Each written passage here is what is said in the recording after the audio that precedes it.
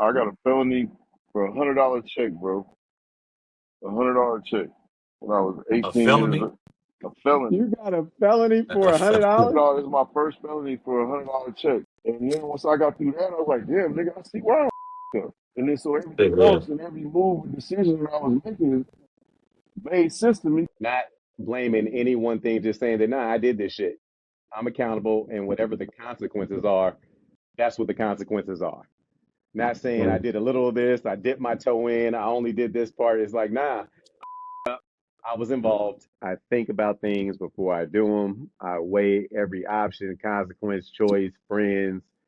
I even think about like my realistic thing is how I talk to people. Whatever happened in the past. Hey, drive a car with no rear view mirrors and just keep going. Like, hey, you wake up every day because there's opportunity out there, and that's what I think the fifth quarter is about. Meaning that you always going to have another opportunity no matter what happens. I think that's what the fifth quarter is all about, man. I think we didn't meet. We didn't meet because everything went right. We met because life knocked us all down. But here we are. What's going on, everybody? Welcome to the fifth quarter. This isn't just another podcast. This is a conversation between brothers who met in one of the most unexpected places imaginable, federal prison, specifically FPC Montgomery. None of us planned on meeting there, but life has a funny way of introducing you to people who end up changing your life, right? We all completed the RDAP program together. One of the toughest, what I would say, cognitive behavioral programs in the history of America. What you That said. program forced us to stop pointing fingers, stop making excuses, and start taking ownership. Now we're on the other side of that journey, still building, still growing, still chasing greatness the legal way. This isn't about glorifying the prison experience. It's all about proving that your worst chapter doesn't have to become your whole story, because the game isn't over. It's just begun. There is another quarter. Brad, Hassan, it's good to be back with you, my brothers. What's going on? What's up? What's up? Hey, listen. First off, we're going to dive right in, man. Did y'all ever think that we'll be sitting here on a podcast together? Not if you paid me. No, my old ass. Wouldn't. For sure. Hell nah. No. You say with your old ass, nah? Hell no, man. You know, I don't be doing this type of shit. Hey, so listen, because y'all met before we got into the RDAP program together, if I'm not mistaken, right? Yes, sir. So what was y'all first impression of each other inside? He can Go go ahead, first. B. Go. I was gonna say, go ahead, B. So we met. I'll go ahead. So we kind of met. We went to prison during COVID. You know what I'm saying? So we both. Well, I was on the compound 18 days before I was released from quarantine, and so we were actually on our way to get housed and put in our extra units. And him and I ended up in the same unit, but we were sitting there kicking it. He had just got off the bus. Correct me if I'm wrong. He had just got off the bus and I was waiting, so it started raining on the compound. And so we all had to huddle up in this little office waiting for it to stop raining. So we was just chopping it up for about 30 minutes, maybe an hour, really, you know what I'm saying? Like I can tell he was a real intelligent brother. And not like most people that I was accustomed to interacting with on a daily basis, you know what I'm saying? So I was intrigued from the jump. Yeah. So I feel like I just been talking to him. He got to chopping it up with me about Bitcoin and cryptocurrency. So, you know, my antennas raised right there. So he had me kind of locked in. Even though he had me lose a whole bunch of money. But we talking about but it's all good. No, yeah. Cool. I think we're going to have to revisit that one. Yeah, Yeah, sir. it was funny. I met him day one after a tumultuous uh, transport. I mean, I violated bond, so my trip into checking myself into FPC Montgomery was a little different than most folks. Most folks come into the camp, it never had no shackles on, it never ridden a bus, and I was supposed to be like most folks. Uh, But dude, I hadn't seen the light of day between early violation of what is it, bond to being transported from FPC Miami to where did I go? To Tallahassee to Atlanta. And so when I got there, the first day I remember I met B. And the first day I got out, I remember I walked 10 miles outside because I hadn't seen the sun in damn near 13 months. Oh shoot. B was telling me about his quarantine experience, and I was kind of like, "That's all they make you serve is 21 days in quarantine." He was like, "Yeah, it's hell." I was like, "I just did 13 months in Yeah. quarantine." Yeah, it was 14 days, right? That's all you had to do at FPC. 21. B did 21, 21. right? I did 18. No, I did 18. I think it is. I think you are right. It's 14. But then we ended up got an extra 4 days or whatever. But, My, hey, before I forget though, he just made something that made me remember. Think I can't remember our first conversation or not, but the nigga told me he had a $49 fine. That's what he was doing that for. So, you know, he grabbed my ticket. I grabbed my attendance receipt. It's 49 million. What? Hold hey, on. had your had I your ain't used to wheels hearing them type. turning. I ain't used to hearing them type of numbers and seeing them type of numbers. Yeah. It's, Yeah. it's, you locked in. Then like, hold on. Man, what? Yeah. He was like, "Now, wonder they put you under the prison to get here." Look, Yeah. man. Yeah, nah, that number get anybody attention when you're inside there. Man. Yes, One, sir. you hear a whole lot of bogus stuff when you're in there. Right.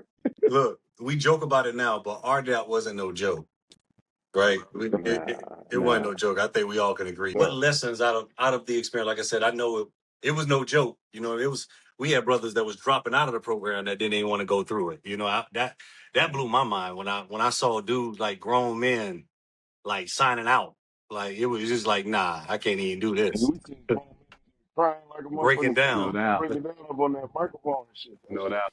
Nah, RDAP taught me, like, I think if I'm going to say the three most important things it taught me, one, accountability. Like, people really don't understand the real term that I've dealt with about accountability until you go through RDAP, what real accountability is. Not blaming any one thing, just saying that, nah, I did this shit.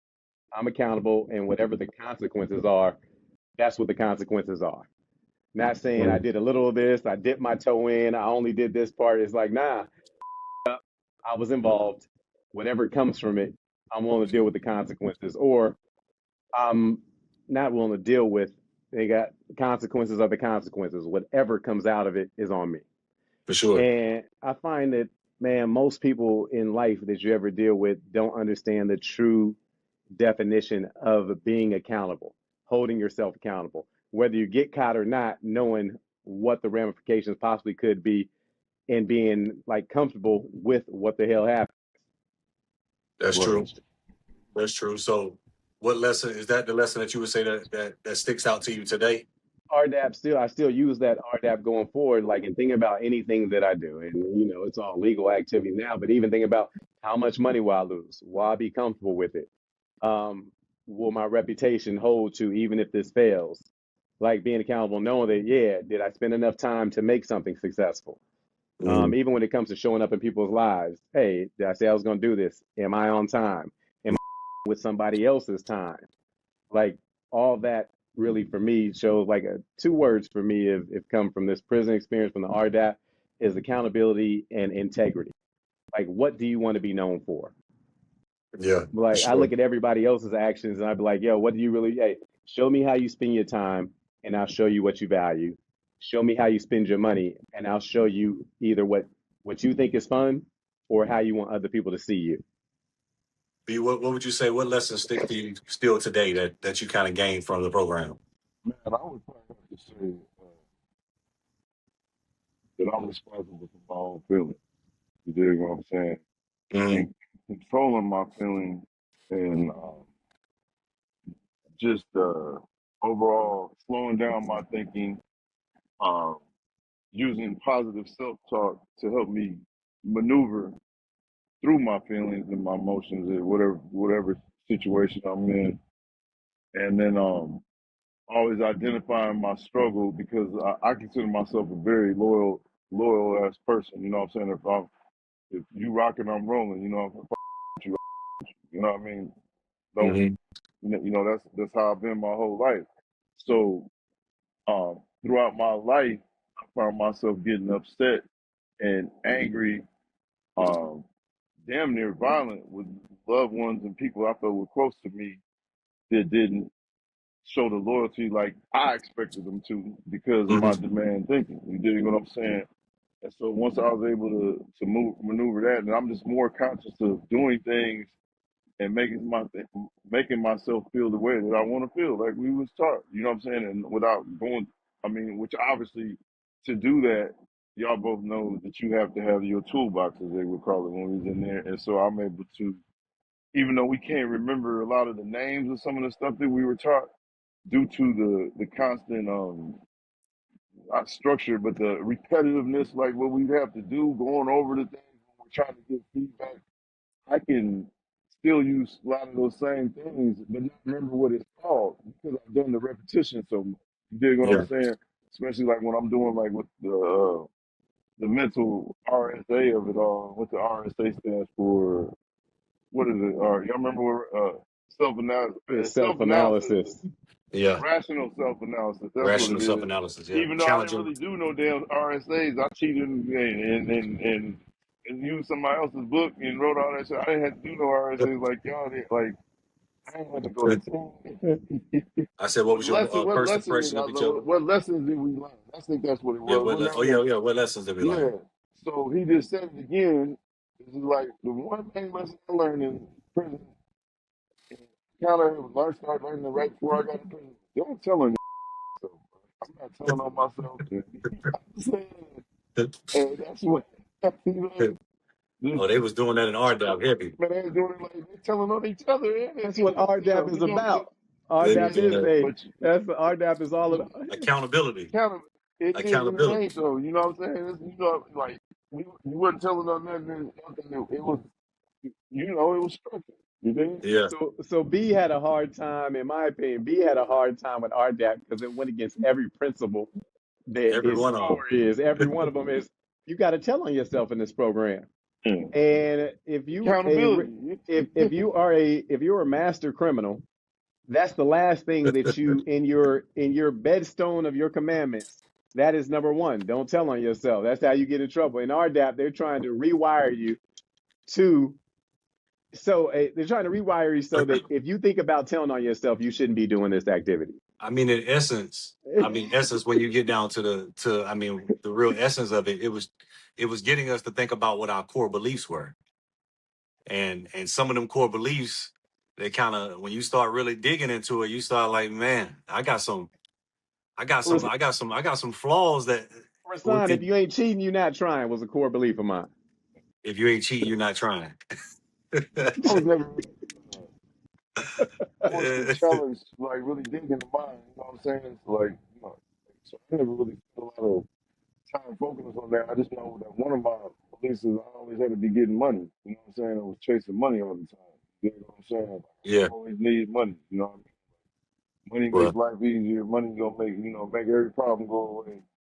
And I don't yeah. know if that's really one of them core Well, beliefs, but nah, because I knew you don't know you didn't get to the core beliefs because you said you ain't do the RSAs.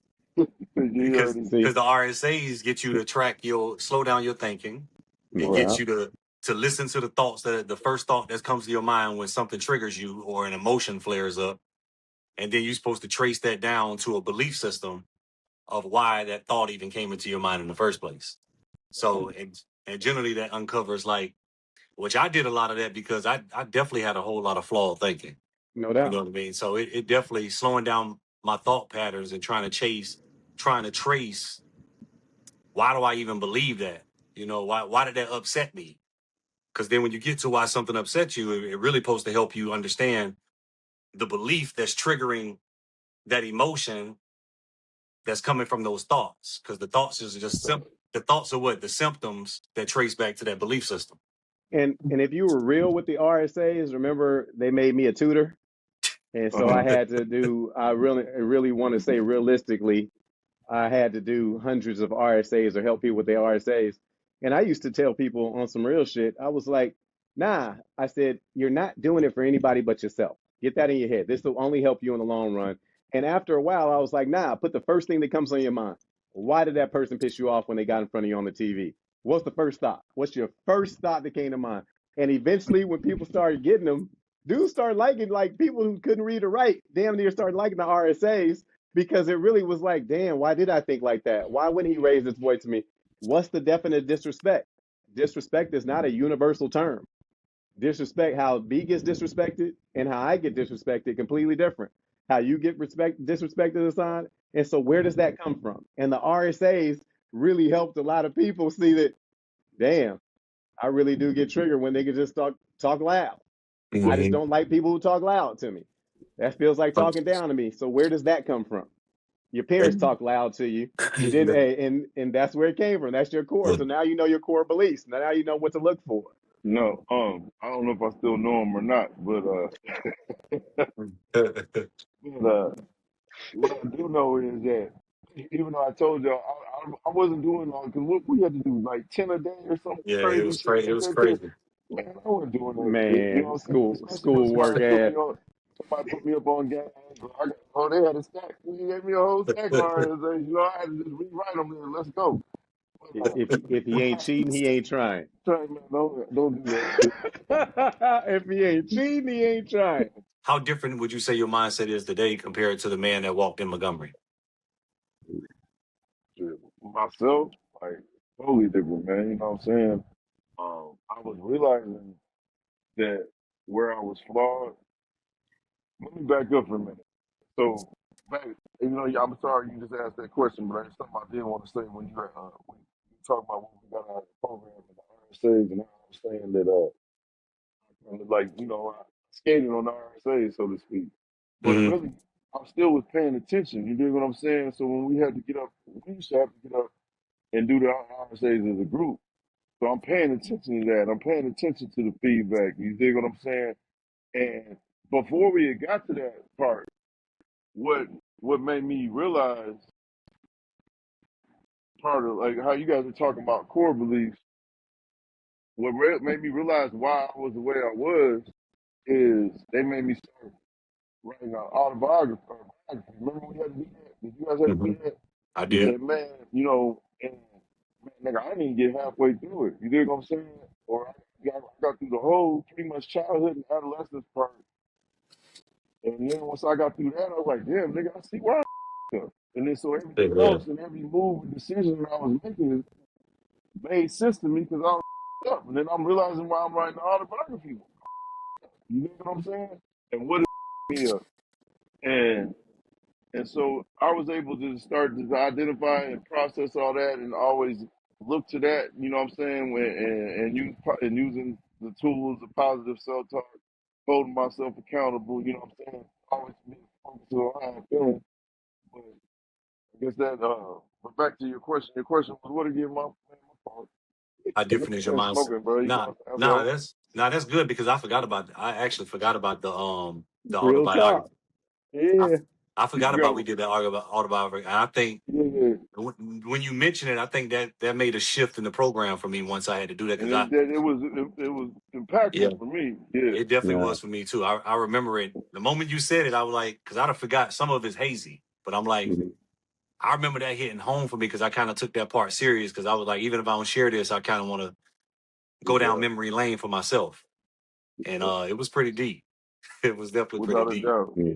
And Um, that go ahead, bro. go ahead, nah, go ahead. And that made me feel and that's so I realized like I grew up with a manic depressive bipolar mother, you know what I'm saying? And my mom's only child. And to for someone that hasn't really been around somebody like that that really has that struggle, I don't know if you can ever relate to it. You dig what I'm saying? Hmm. But that had and and pretty much moving in with my dad when my parents got divorced when I was 7, and I moved in with my dad when I was 10, and therefore I didn't have that motherly a mother in the home growing up. I had a man in the home. Everything that I was taught and trained. Everything was about being a man. I didn't ever get that softer side. You know what I'm saying? That motherly love. I missed all that from pretty much from that period of time on, and and then my experiences and encounter with my mother while she's going through this struggle and while I'm growing and becoming this man and not getting that. And I had a lot of conflict with her. You dig what I'm saying? And so it just really made me feel a certain type of way about her. Women, not understanding women because of me not being growing up in the house with women. I think Ross, you and I had that discussion before. You know what I'm saying? Hmm. Like I just not being raised with a mother in the house. You know what I'm saying? That shit was impactful and had a lot to do with some of my decision making too. Even though I still got a lot of her ways. But it just 100%. like the autobiography just opens up your mind to a whole lot, especially if you get serious. Once you get serious about it and get into it, man, you know what I'm saying? You know, now just go back to I realized how fucked up I was. You did. So, 100%. and Nah, so once you what realize was, you're sick, so to speak, yeah, you if you really want to heal, you dig what I'm saying? You're gonna do things that make you heal, so you don't stay sick. So RDAP helped me. I really wanted to heal because that really opened my mind up and made me realize I was sick. You did? yeah, nah. I think when I got to the autobiography, to be honest, that was the first time in all of my life that I sat. One, it was the first time I ever sat still for that long to even have to process anything because I was always on the go. I Mhm. was always from one thing to the next.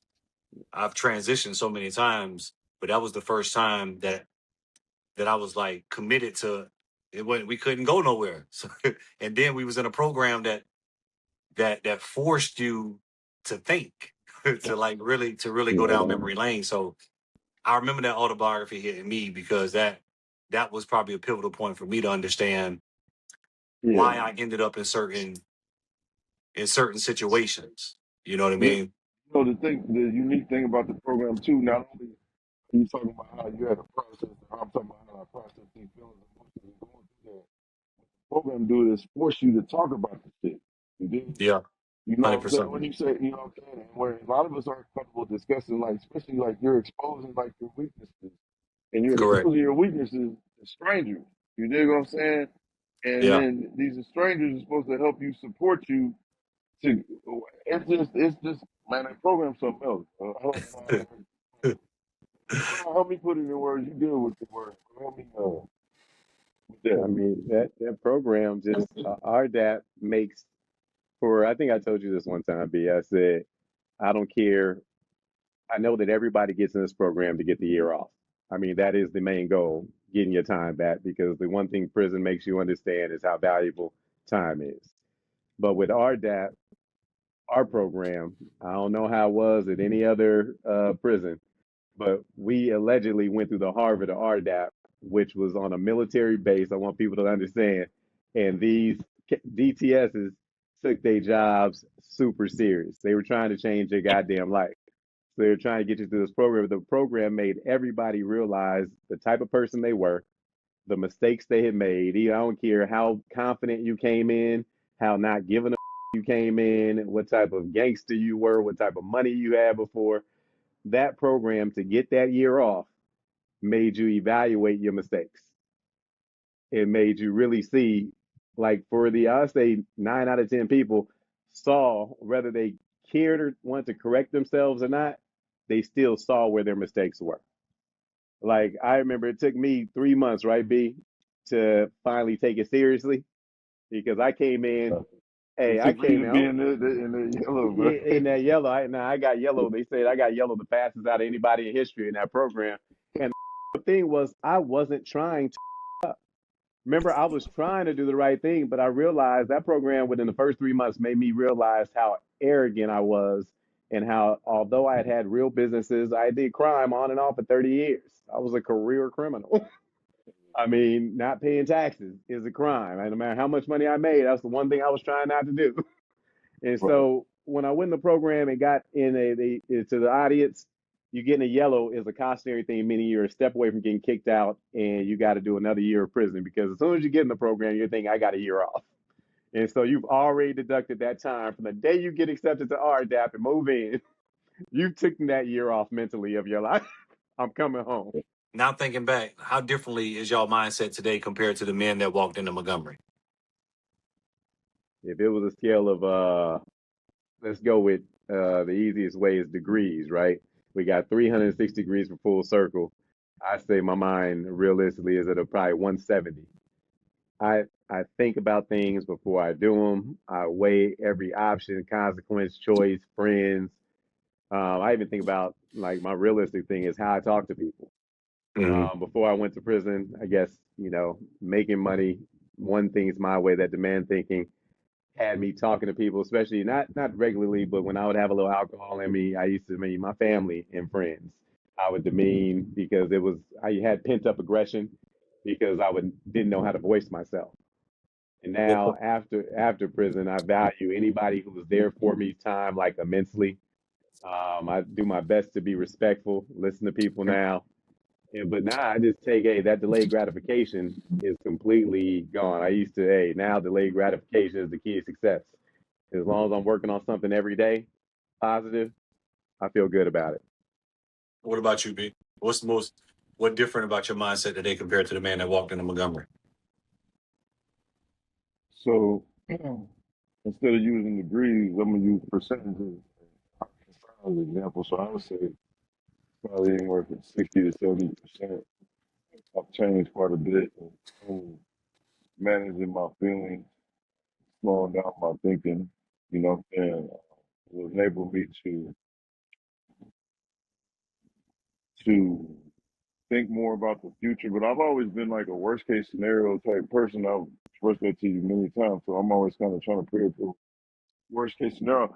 I think it's more so being conscious of how my decisions, because I was always preparing for my decisions, how they would affect me. You dig what Hmm. I'm saying? But not how it would affect my family. You dig what I'm saying? So my tolerance for me and my bullshit and what I'm willing to go do, you know what I'm saying, the consequences behind it, yeah, I go, I get caught, you know what I'm saying? Like, I'm usually like Hassan and them say, well, if I was making 49 million, if I could put away 49 million, my mentality would be, shit, I go lay down for 5 years quick. You know what I'm saying? You know what I'm saying? Yeah, But not, not to say that I was doing anything that would put myself in that position. You know what I'm saying? But that's the way I would think, and therefore, but that 5 years, that thinking, that's my family while I'm gone those 5 years. And so I didn't correct. think about that before, and going through that and seeing what because if you'd have been able to tell me, if you'd have told me where I was at in my life when I caught this case and was doing the crimes that prior to me catching this case, if you'd have told me I would have went head because of my last experience for doing what I was doing, I would have never had nothing to do with it. I promise. I swear on my mom. Swear, I put that on my mom. You dig what I'm saying? I would Yeah, have never had anything to do with it. You dig what I'm saying? And so getting caught up and going fed, and that's just because of that thought process. You know what I'm saying? Like I was only gonna do what I was, how much do a crime that was. I know I can do the time for it. You dig what I'm saying? And so, but I still, once again, that mentality, because I'm not thinking about my family. That's another thing. One of the most things I got, my actions affect my family and the people that love me, Mhm. and to be more conscious of that as well. 100%.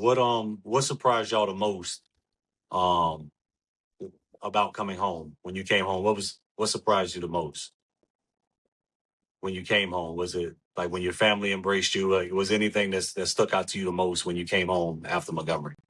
I went to start with, you know what I'm saying?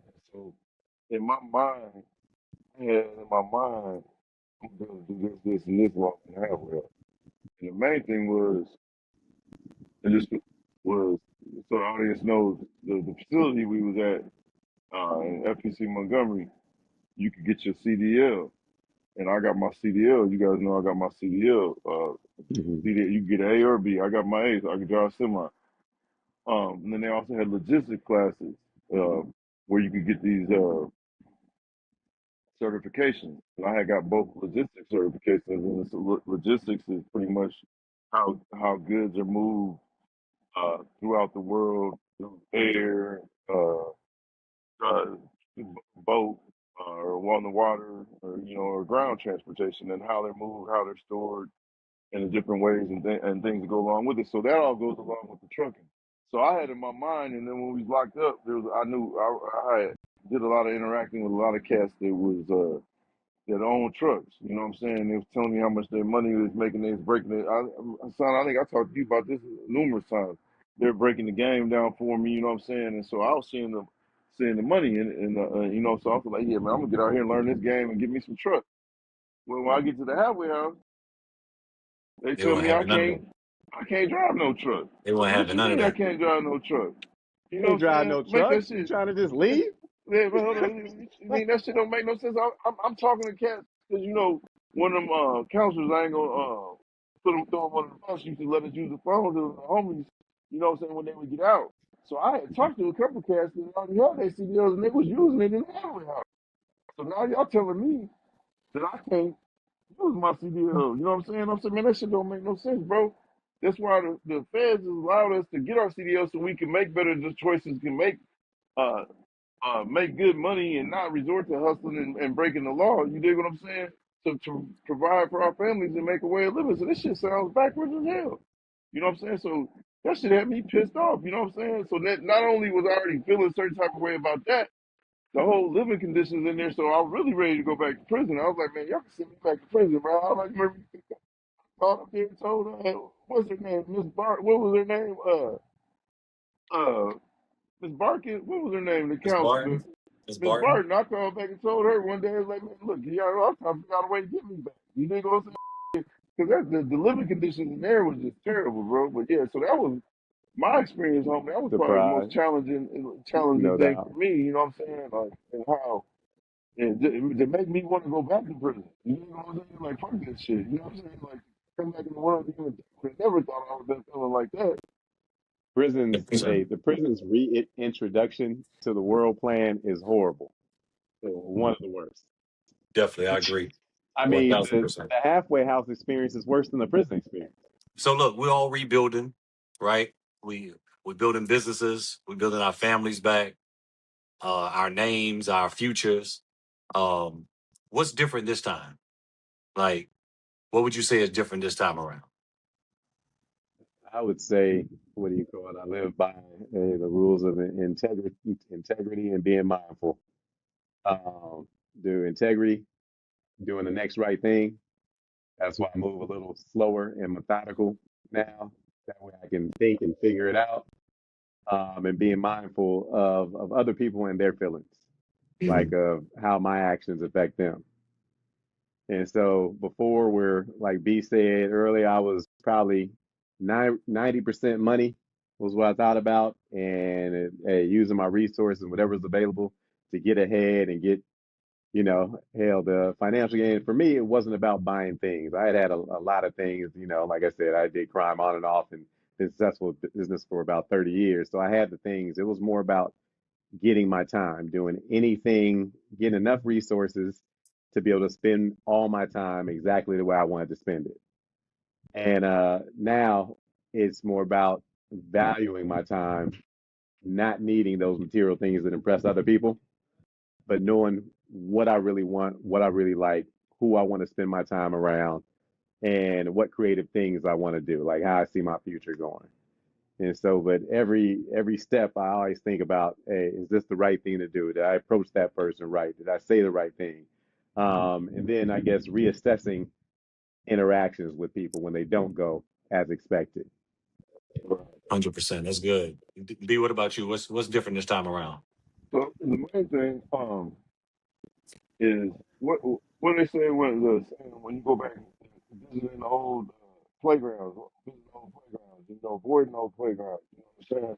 So for me, I knew that was part of my struggle when I was dealing with it, and I had a higher probability of going back to prison if I remained in Illinois. You know what I'm saying? Just to finish my life because of who I was, because of my reputation, and also and most importantly knowing myself and falling back on old behavior, you know what I'm saying, and to eliminate or decrease the probability of that happening.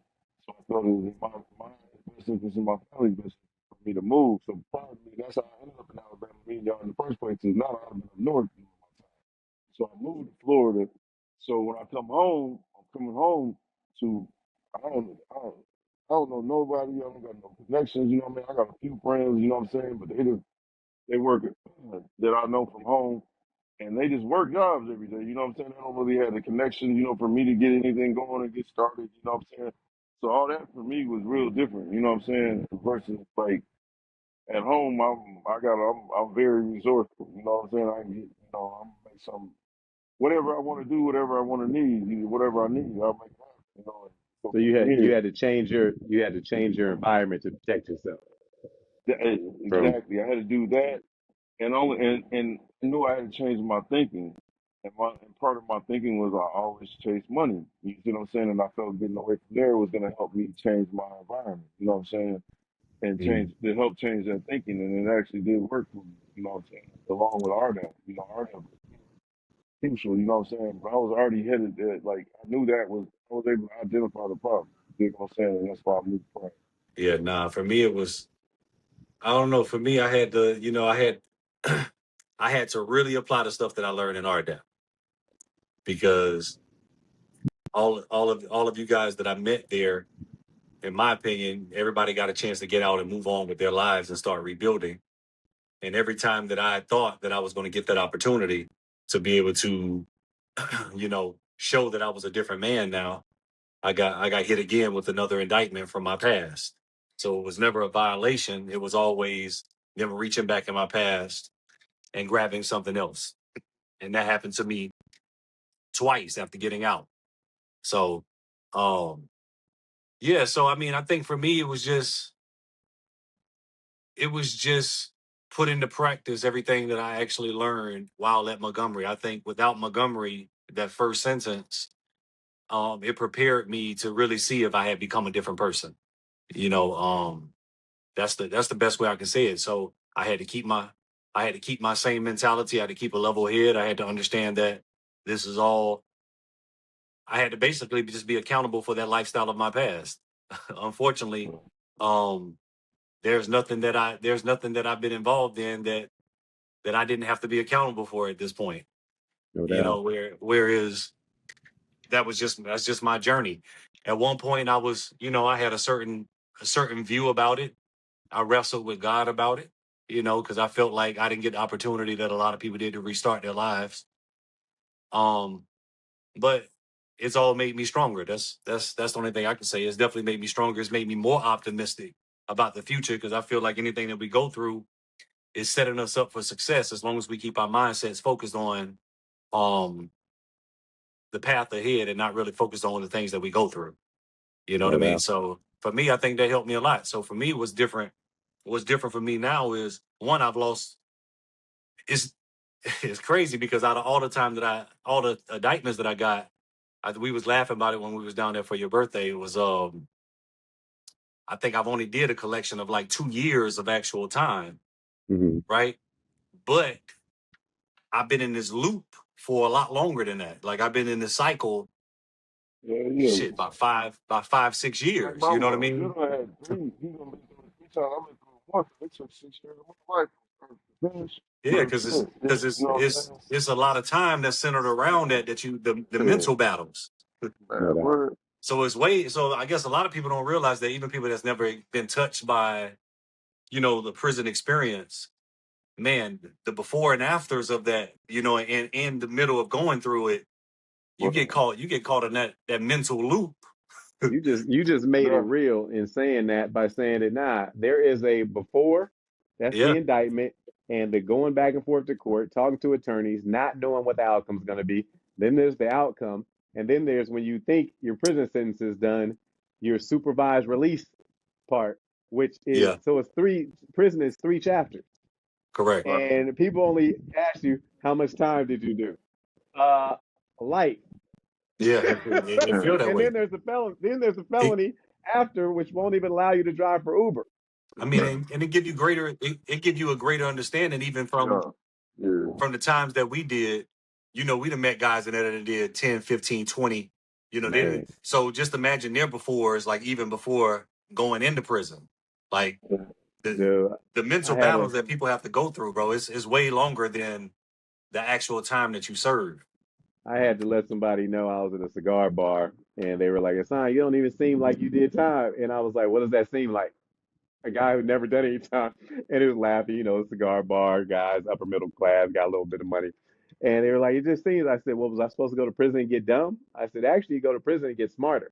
If you want." I said, "You're around some of the smartest people who got caught doing some of the, I guess, the highest crimes in their category." Correct. And the guy was like, "Man, well," he's like, "Well, how does it feel? 25 months." And I said, "Well, let me put it this way." I said, when I walked in, there was an iPhone 15. When I walked out, there was an iPhone 16, almost 17. I Mhm. said, there's some guys who are in there right now that I met. When I walked in, there was no iPhone. Yeah, And on the he old went, flip dude phones. looked at me. The face still hurts me to this day because it made it real to him going, dude, when this dude gets out, he's going to have to learn the iPhone. For real. 100%. I was Life He helping. is completely was in the different. halfway house. The halfway house. Yeah, where you going? Yeah. We could talk. We could talk. I could talk about it now, but I was helping brothers in there that had been down for a minute Yeah. learn how to use their burners because A burner they didn't being even know how to use. a They legal didn't even know cell how to phone in use they. prison. They didn't even know how to use it. Yeah, I'm saying for So, the son, audience, a what burner is happens when they get illegal, out? an illegal cell phone. You know what I'm saying? In prison, I'm just letting the Yeah, no audience doubt. know that's what. Yeah, yeah. Yeah, yeah. So You had access to cell phones in there. What you about to say? I mean, I always thought about like even, I keep up with Buford. Buford was in, I want to say total over 15 years. And I was telling him, of course, he's had a phone or had access to a phone where he was at. But I was like, dude, when you get out, life is all about these apps. I said, you're going to live off apps. Buford was like, what do you mean? And it just tripped me out thinking, like, how does Buford go and get a job? He doesn't have a friend. And usually when you go to prison for that long, what friends do you have when you get out? I mean, if you go to prison probably for over 4 years, you don't have the same friends. You don't Mm, have the same friends anyway because the people who did legal shit don't. right, And so I was like, what do you have? That's why the average person was a 7 out of 10 recidivate correct. because you were complete. They don't teach computer class in prison. They don't teach apps in prison. They got leather shop. Really? 100%. Yeah. Really? You gonna get out, make some leather? And so Yeah. it's built for you to get, hey, honestly, to me, prison, when people talk about it, I said, no, it's built for you to recidivate. my situation is a little different than y'all's too. Even though so I have this situation. We can get into this another time about how the system. And I definitely feel a certain type of way about the system and black men and how black men been treated because. And I don't know if I've even shared this, but I got some really bullshit on my record, bro. You know what I'm saying? That if I lived in Florida, LA, like y'all did, or even an hour from where I first started getting in trouble, because my first time I ever got in trouble was at college when I was at the University of Iowa. You know what I'm saying? And so I feel a certain way about the system and knowing how I was treated because I got other felonies for bull. I got a felony for $100 check, bro. $100 check when I was A 18 years felony. old. A felony. You got a felony for A a hundred felony. dollars? No, this is my first felony for $100 check. Because I was at the University of Iowa. You know, I grew up in Illinois, but I'm from the University of Iowa. If I'd have been at home with that $100 check, it'd have been a misdemeanor. You get what I'm saying? But they put me on felony probation to set me up so I wouldn't, and set me up so I wouldn't complete it. And I went on the felony probation and didn't fight the case because I knew I was guilty and I was so scared of my dad because I got taught accountability at a young age. You dig what I'm saying? In different shape and form. So I was so scared to tell my dad I just want to handle the shit myself. So I probably would have avoided it. But so more or less, I was treated. I had a public defender. So you're put at a disadvantage anytime you're even dealing with a public defender when you get into the system. You dig what I'm saying? And seeing what happens to other brothers. So long story short, like so, my first case is for that. Okay. Um. Then my second felony is for a felon in possession of a firearm, but I wouldn't have been a felon if I went for that $100 check. You dig what I'm saying? All Mhm. right. Hey, The pitfall, the bro. slippery slope. My 100%. the third felony is the first time I went fed, so I went from so I caught that the pistol charge in '90. Even I was bogus as hell, you know what I'm saying? I was carrying the pistol downtown around the corner from the police station. I should have went to jail. What I look like. I was just wild, you know what I'm saying? I was drunk, like we talking about, I was drunk, you know what I'm saying? I was drunk. You know, it's a hell of a story, I'll tell you about it another time. But anyway, uh, so I catch that case in like 95, dig 96.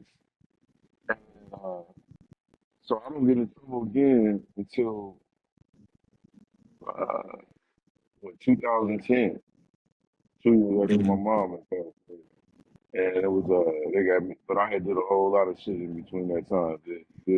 So, I mean, I understand why they come the way they came because of my background at the time, but it's the person they made me, bro. I really feel like I got made into to a certain person from getting into trouble when I was younger and the situations that put me in, the people that put me around when I was a good kid and I was just an athlete striving to be, you know what I'm saying, just trying to find my way and just man, I just feel a certain type of way about the system, man, and what it does So to in the next episode, positions we definitely gonna have to dive into that. what we done We seen other gonna we gonna brother dive into that we on the get to next that one. man, what I done seen other people go through, what I done been through, bro. You know what I'm saying? Like, you know, like it getting in trouble at that young age really took my life to a whole different direction and got me affiliating, associating with different people because they all had that F. You see what I'm saying? And had me thinking, now I got this felony, I can't get no job. I can't get what I'm qualified for. So now, but I'm not gonna live a life and not get what I got coming just because y'all don't put me in this situation. So I'm gonna get it this way. You see what I'm saying? And Mhm. I'm still gonna enjoy life. I'm still gonna be comfortable. You dig what I'm saying? I feel like, you know, and that mentality had me, you know, living a life of crime and affiliating with criminals. You did? When it all I started, definitely get it. that first felony, man, they had me locked up with a motherfucker murdered his wife. Another nigga had robbed the bank. Nigga, another nigga had robbed a few people. You dig what I'm saying? And nigga and drug dealers. I'm in here playing cards with these niggas every day. You know what I'm saying? Like, this shit's crazy, bro. That was for the $100. Look, my first felony is so high. That's for the $100. Look, nigga, for the $100. Look, hold on. For those that's tuning in, for the obviously we just kicking this off, so we got way more conversations, way more special guests we're gonna be having on in the future. Some very interesting individuals that will be 100% joining us. Looking forward to some of those future episodes. Um, why for our listeners that are tuning in and kind of joining this experience? Um, why are we doing this? Why would you say we're doing this? Why start a podcast? And why call it the fifth quarter? Like what are we hoping individuals gain from tapping into these conversations? Well, I would say first that uh, like Rasan came up with this fifth quarter concept, and kudos to him with the hey, the game ain't over. You always got another quarter. I mean, it hits deep with me when you feel like you're in a situation like I grew up in a great family. Sister went to Stanford. I'm a college grad. My dad's a college grad. We own a bunch of real estate. And it's funny, I didn't do what I did out of necessity. I did what I did out of want and thinking I deserve more than what I can get the right way and finding any opportunity to get it. This show is about, for me, people who feel like that know that once they do get caught, or even if they're doing something they shouldn't be doing, once they switch it up, you, there's always other opportunities out there. Whether they take longer, your goal is you got to find something you're passionate about and know that whatever happened in the past, hey, drive a car with no rear view mirrors and just keep going. Like, hey, you wake up every day because there's opportunity out there. And that's what I think the fifth quarter is about, meaning that you always going to have another opportunity no matter what happened. You got divorced, you're an addict or something, drugs, you went to prison, as long as you wake up, there's opportunities, and you just got to find what you're passionate about, or find what you like to do that will inspire you to keep going and live a happy life. And that's what my fifth quarter is about, and that's what this podcast, from my standpoint, that's what I'm going to be honing in on. 100%. B, what about you? Who do you feel like needs to hear these conversations that are tuning in? Man, I would say anybody that feels that one, they were considering doing things that could end them up in going to prison. You know what I'm saying? I don't think there's many platforms there for people to entertain themselves, watch, engage, that will kind of let them know what it's like to not I mean you see all the shows about going to prison, you dig what I'm saying, but you don't really see people really chopping it up and about their experiences and what they got from it. You dig what I'm saying? Or and so that's where one part of the audience, I guess the other part of the audience would be for those that have been through that. You dig what I'm saying? And realize that you can see guys that you can. Life is a game, bro. You know what I'm saying? And then and only quitters tap out. You dig what I'm saying? In the game, you know what I'm saying? I'm not giving up. You know what I'm saying? So it shows you, as long as you keep playing the game, you know what I'm saying? Uh, Hmm.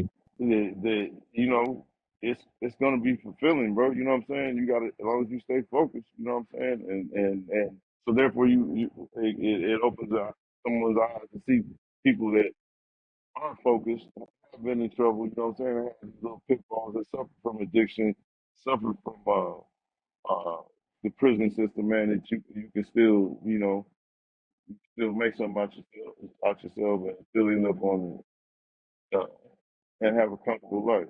Yeah. Yeah, I second what both of y'all said. I think anybody tuning in is just, I mean, setbacks come in all different shapes and sizes. You know, so I think that you know, we all got different walks and journeys as human beings. And I think that voice coming to all of our head wanted to throw in that towel. You know what I mean? The closest people to us can be convincing us to throw in that towel. They can be telling us that we ain't shit no more, or that we can't rebuild. Like, it may not necessarily be prison. It could be any type of setback or what you would consider failure in your life. But I think the fifth quarter just represents like, nah, I think you make the determination of when, of when the game is over, or if the game is ever going to be over. I don't think the game over until we all buried beneath that dirt. as long as What you as long said, as we living on top of Straight this, out. on top of that that's earth, I right. think we all got another opportunity at it. And Yeah, and sure, that may look different. The rebuild may not be the same as it was at one point, but it ain't it definitely ain't death. I think that's the only damn time that sure. Yeah, I think that's the you know, official checkout moment at that point. As long as and we still listening, able to tap in and listen to guys like ourselves, that should be hope enough to know that, man, we're all rebuilding. right, And and we ain't gave up yet. So if they couldn't right, crack us in there, they sure enough can't stop us now. yeah, No, sure, sir. yeah. You know what I mean? Our families depend on it. So I feel like that's what it's all about. So I want to leave everybody with one thing. If someone's watching this and they honestly feel like life is over, what's one thing that each of you would tell them specifically before we get ready to sign off? So if they're tapping in right now, what's one thing that y'all want to leave with them before we end the show today? Go ahead, B. Chin up, chest out, man. You know what I'm saying? Life's gonna have its ups and downs. You know what I'm saying? Same thing I would try to teach my youngest daughter. You know, life's gonna have ups and downs. Sun ain't gonna shine every day. It's learning how to move when that sun ain't out, bro. You know what I'm saying? Knowing that you still can move and will be able to move as long as you you think positively, you know what I'm saying, and you don't give up. You know what I'm saying? Because shit, even if you give up, the sun's still gonna come back out. You dig what I'm saying? So it's about how you moving through them rough times, man, through them thunderstorms, tornadoes, hurricanes. You dig? You know what I'm saying? And we all done been through all that. You dig? So letting others 100%. see how that we weather the storm, man. Still, stand with your chin up, chest out. You dig? I like that. I like that. Hassan, what about you? What's one thing you I want to would leave with I them? would I would tell somebody feels like they're in a dire situation, no way out. Man, I've always lived by what doesn't kill you builds you. You never know. Hey, I've never met a person that can see the future, and you never know what's gonna happen tomorrow.